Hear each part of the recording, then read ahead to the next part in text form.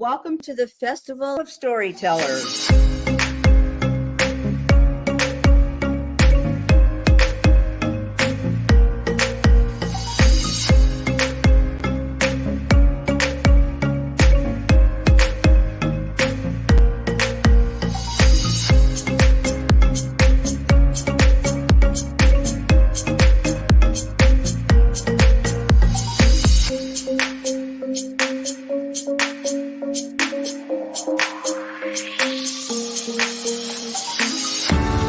I can't tell you how excited I am to be on right now.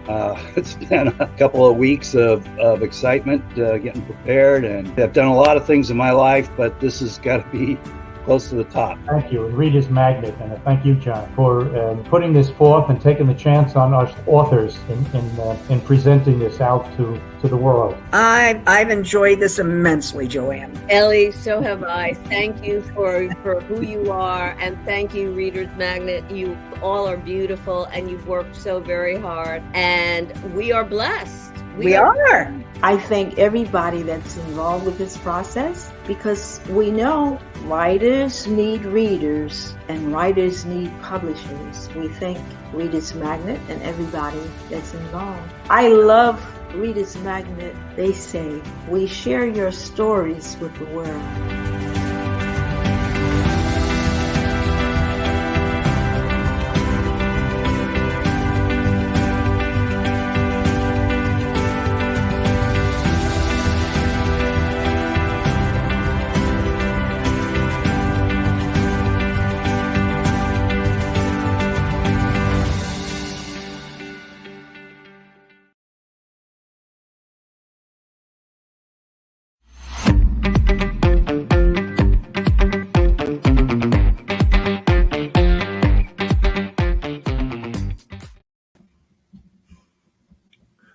Good morning. My name is Chet Shupe. I'm the author of a book entitled, see if I can get it to go through my, it'd be good if I put it up right. Rediscovering the Wisdom of Human Nature, How Civilization Destroys Happiness. I just published the second edition. And this morning, I want to start out by reading you something, appreciation to my critique, my editor and critique. I'll read this. It's pretty short, so I won't have the computer read it. I can handle this. It's an appreciation of her work.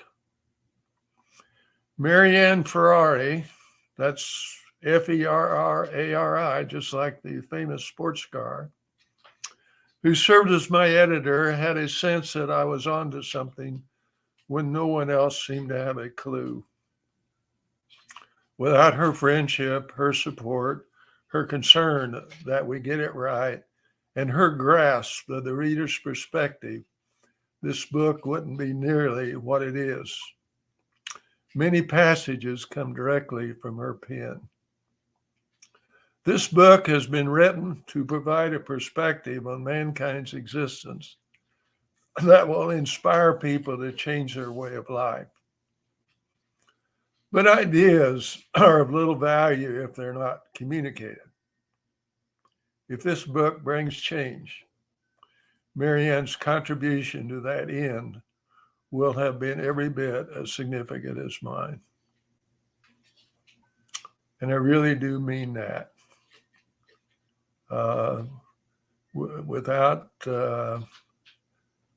It wasn't just her ability to, with language, with the English language, or language in general, but also her sense that I was onto something, her friendship and her support, because this has been a lonely journey.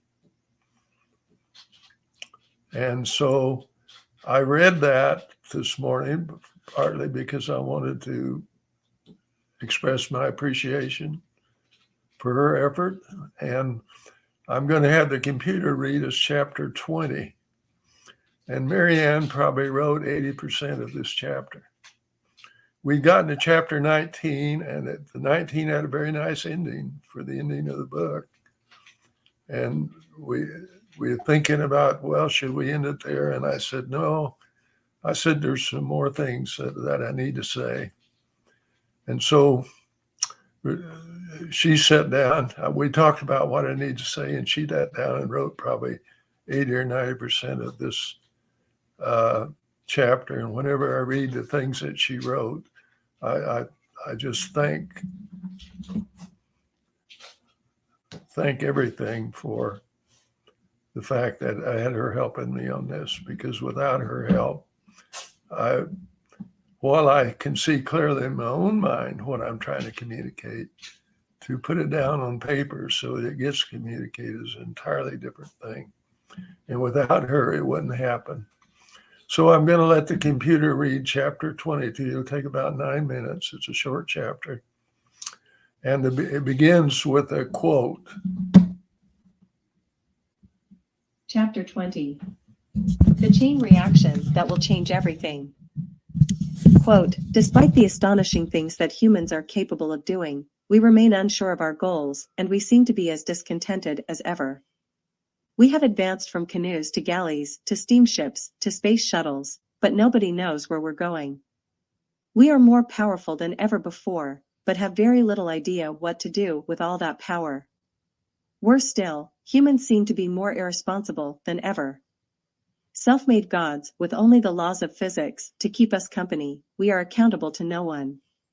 We are consequently wreaking havoc on our fellow animals and on the surrounding ecosystem, seeking little more than our own comfort and amusement, yet never finding satisfaction. Is there anything more dangerous than dissatisfied and irresponsible gods who don't know what they want? End quote. The final words of the book, Sapiens, by Yuval Noah Harari. If you read Genesis, you'll know that its authors believed humans would never regain their spiritual freedom. Their metaphorical description of the angel with a flaming sword, placed there by God to guard the path to the tree of life, makes that clear. Genesis 3 verse 24. As we modern people confront the question of how to undo humanity's 6,000-year-old blunder, we run the risk of erring again, by taking it on as a task, a responsibility. But that would do nothing but prolong our bondage. So, it's important that we gird ourselves with the conscious conviction that social change made by intent always results in spiritual repression. We know that our spirits evolved to celebrate what is. We also know that, in natural life, there is no supposed to be. That knowledge is really all we need to set into motion the freeing of humanity. Given the difficulty involved in freeing ourselves from the grip of institutional subjugation, you may find it counterintuitive of me to boldly state that there is nothing to stop us from regaining our spiritual freedom. But it's true, because our most priceless asset is the indestructibility of our human spirit, which 6,000 years of repression have failed to silence, and will never silence, as long as humans walk upon the earth. Clearly, our spirits are still intact, still communicating our soul's messages. Otherwise, we wouldn't suffer. What's hard is that we can't make the change happen. It can't be engineered. It must be allowed to happen. This inner transition, delicate, but world-changing, this release of the spirit, calls on us to stay focused on the key necessity, which is a matter of relearning our native trust in our nature-given emotional intelligence. A part of relearning is remembering that this intelligence was born into us, so that we can take care of life, not control it. Our 6,000-year attempt to control behavior, with the intention of bringing about a certain future, profoundly offends the wisdom of our souls, and is the source of modern man's unnatural state of suffering. The opposite of making life happen, according to plan, is letting it happen. We have to let life find its own way, in the same sense that a stream of water finds its own way. This is the way our real selves will be righted, our natural human way of life renewed, our spiritual connections rejoined, our relationships reconstituted, and our sense of well-being and belonging reignited in the human breast. All this, and no need for us to do anything other than honor our real selves, the selves nature created. It's not easy, of course, for indoctrinated people to renounce lifelong beliefs, to learn to feel, again, the touch of the soul's wisdom abandoned by our ancestors so long ago. Of course it's not easy. We are steeped in the illusion that human beings are in control. Every detail of our lives is defined by that illusion. Personally and collectively, we see ourselves as responsible for everything, including our own suffering. Because of the illusion that we're in control, we seek relief by applying more control or by changing ourselves. Both of these are recipes for disaster that only bury us deeper in our problems. You see, control is the problem. We, the beings nature created, are not.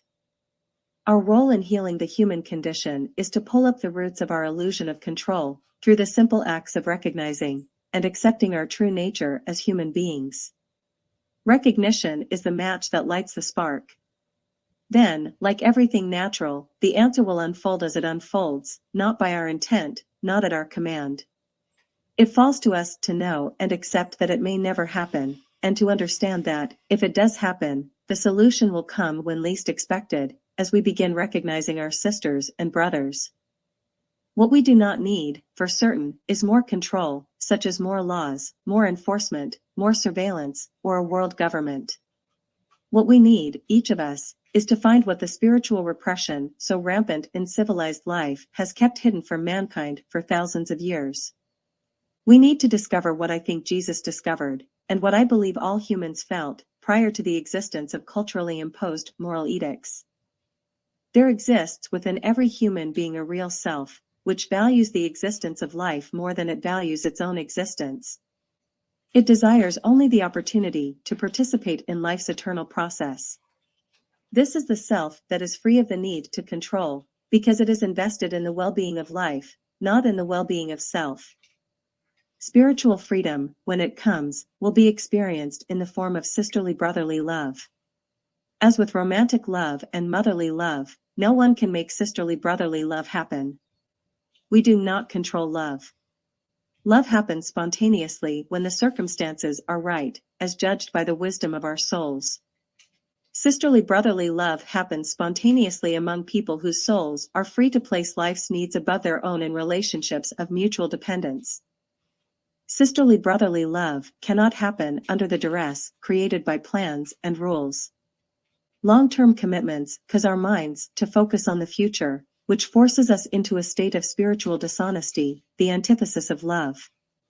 Rules are based on spiritual distrust, the belief that my sisters and brothers are not there for me, thus, I need protection from them. Plans and rules force everyone to put their own imagined future needs above life's real and present needs. This destroys sisterly brotherly love. It destroys spiritual freedom. It destroys life. And, if it continues, it will eventually denature the planet. For reasons that I trust are now obvious to the reader, I can offer no specific plan or procedure for making sisterly brotherly love happen. I have explained the nature of our circumstances, as I see them, as clearly as I can. I've described, in particular, the simple mistake mankind made that cast us out from our natural way of life, by depriving us access to the wisdom of our souls. With that knowledge in mind, and despite the spiritual repression inherent to our present way of life, I hold great hope that we, the people, will find reason to let our spirits out of the closet of distrust and shame, so they can again show us the way. I believe that enough people will come to recognize the need to surrender their designs on the future. I don't know when or how that will happen. But, I have no doubt that, once it does, their spirits will find each other. Spontaneously, in their soul's recognition of their need for one another, sisterly brotherly love will happen. One after another, natural families will form, as in a chain reaction, a phenomenon that may well become contagious, given the dramatic difference in the feeling of natural freedom from the social bondage we now endure. This will be a chain reaction that changes everything, a chain reaction on which, in my view, the future of humanity rests. What will the world look like when mankind regains spiritual freedom? That is not for us to know. In any case, having the answer would change nothing. Our only viable concern is attaining the freedom to be true to our real selves, in our relationships with the people around us. When we are real, our spirits repose in the abiding, soul-felt sense that life is in good hands. When we are real, only the present matters. The future, even our own, will be of no concern to us. Okay, well, thank you for listening to that. That is the final chapter in the book. And as I say again, Marianne did a beautiful, beautiful job on it. Now, in terms of, I I downloaded all the notes I'd got from my preceding presentations, and there was quite a few of them, 7 or 8 pages. I would love to spend the hour and a half or the 2 hours it would take to for me to go over each of those. I appreciated them all. I did pick out 5 that I will address, and maybe there'll be some time, hopefully, for some others that you might have as I go through this. Oh, let me get my microphone arranged here a little better. Jessica Felton. This is also fascinating, and I'm shocked not more people are aware. Well, that's one thing that's, while I've been putting this book together, that's one thing that sort of shocked me in a way, because when you start looking at life from the perspective that the species is, life revolves around the needs of the species, not our personal needs, it all starts making, everything starts making sense. Everything falls into place. You see, I think that humans have been, the reason this is not generally known, there's nothing complicated about it. It's because we have been looking at life, and as civilized beings, we've been looking at life in the wrong perspective.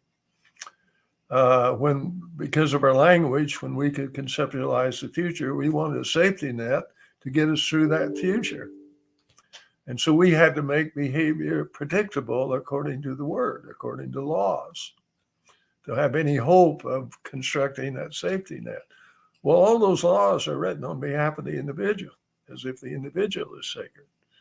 Well, we have spent thousands of years trying to make as much sense out of what's going on around here by looking at the individual as sacred, but we haven't really succeeded.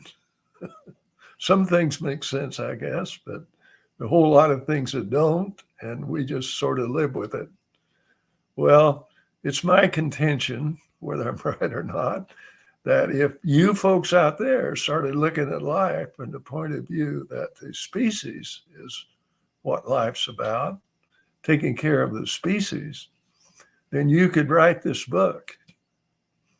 It's just a matter of perspective. It's not a matter of being particularly intelligent or anything. So I really appreciated that comment. Well, matter of fact, it's kind of like Copernicus and they couldn't figure out the crazy movement of these planets in the night sky. But that's because they're looking at it from the wrong perspective. They thought the then known universe revolved around the Earth. But Copernicus comes along and says, no, folks, we're one of those bright spots in the sky, and we're all revolving around the sun. And once they looked at it from that perspective, everything fell into place. And I maintain if we will look at life from the idea that the species life is what's sacred, not ours, then everything falls into place. Amy Lenty, Linettii. I noticed a motorcycle in your book. Do you have one? Yeah, I got a motorcycle. I've ridden bikes for years. I probably have near 1 million miles on bikes. And people ask me, why do you ride that bike? Don't you know that's dangerous? And I say, yeah, I agree. It's dangerous. But it makes a ski slope out of the whole world. You know the biggest problem with riding a motorcycle? Wherever you're going, it's never far enough away. Well, enough with that. Rebecca Jordan, what tools or mindset from modern society do you think we can use in order to reconnect more with nature and foster genuine human relationships? Well, I guess I'll answer that by saying that science is a consequence of modern mass societies. If we hadn't tried to control the future and set up all these things to organize in mass, there would be no science. And and one of the outputs of science is system control theory. And I've learned from system control theory that what empires are trying to do can't be done. You cannot control the future to a meaningful end by any means, much less prescribed laws. And so for me, it's just a law of nature that civilization can't work. I learned that from science. So if what I've learned has anything to do with getting us back to genuine human relationships, science contributed to that end. But once we get back there, then we'll no longer need science. I mean, those eagles don't need science. Those chipmunks don't need science. Those elephants don't need science because they're relating to each other genuinely. They're relating to life genuinely. And if we ever get back to relating to having genuine human relationships, we won't need science either. So here it has saved us, but we won't need it once we're saved. Thanks for that question, Rebecca. John, by the way, I apologize about my voice. I have sort of a drainage, and I've done a lot of things to try to clear it up, eat apples. But I finally decided, well, I still do those things, but I finally decided, well, I'm an old man. I guess I might as well sound like one. But I do wish I wasn't coughing and all the time, but I apologize for that. Bob Montgomery, he says, I think Hobbes is mainly to be blamed for this idea of people needing a state to be less savage. Or in other words, he says we need an empire in order to protect ourselves from each other and to do anything useful. Well, I have an essay that's in the book, and it's also on my website, entitled An Invitation to Rethink Our Belief in Civil Rule. And the subtitle is How Hobbes Led Us Astray. I ran across Hobbes' summary of Hobbes' justification for social contracting on the internet one day. And here Hobbes says that people are self-serving and we're rational. And so all of his notions are based on those two principles. And I'm saying to myself, after having studied human behavior for many years, I'm saying, well, to me, humans are not rational and they're feeling beings. And they serve others. Yeah, we're feeling beings, not rational. And our feelings tell us to serve others, not self. So either I have had it terribly wrong or he is terribly wrong. Well, I've resolved it by saying I'm right, of course, whether I am or not. But his mistake is he was observing civilized human behavior. And in order to survive a civil culture, you can't trust your feelings. You get crucified for that. So you have to be intellectual. And that's work, and that's rational. It's all about reason. And when a civil culture makes us each responsible to the state or to the monetary system, whatever, for own survival, of course, we are self-serving. We can survive in a civilized world without being self-serving. So I am saying, cherry picking whatever I have to say, his problem, he had it right. He wasn't stupid. He described exactly how civilized people behave, and civilized people do need laws. But it's too bad he wasn't among indigenous people, because he would have found out there that those people take care of one another. and their connection to life is emotional. The only rational connection they have to life is figuring out how to satisfy their feelings of the moment. All the wisdom comes through feelings. Rational is a very, very second, third hand part of being alive. So you can read that essay, an invitation to rethink our belief in civil rule, because that comes from the mistakes I think Hobbes made. And then the final question here, Boyce Jugador, Jugador. How should we spread the awareness your book is promoting? Well, do you happen to know Oprah? You know her personally? That would help. No, you see, all of us indie authors, independent publishers have, self-publishing have a problem. That is, there are 4,000 books published in this country every month. How do you get any attention with that onslaught? And then I have a special problem. And who wants to hear what an electronics engineer has to say about human behavior? I mean, no one. So I don't have I can't promote the book and my credentials. So the only way this book is ever going to get anywhere is that people that it makes sense to are excited about it, and so much that they want to share it with others. I don't expect anyone to want to share it if you're not excited about it. But if you are, don't be afraid to shout a little. And if you happen to know a professor or someone of significance that they might find this book makes perfect sense, that could really make a difference. And so I don't really know if, what's going to happen. Like, I can't predict the future, but I feel that particularly in view of all you people's comments, the fact that this does make sense to you, I feel that it may not be till after I'm gone, but I feel there will come a time when larger numbers of people get a sense of what I'm saying here.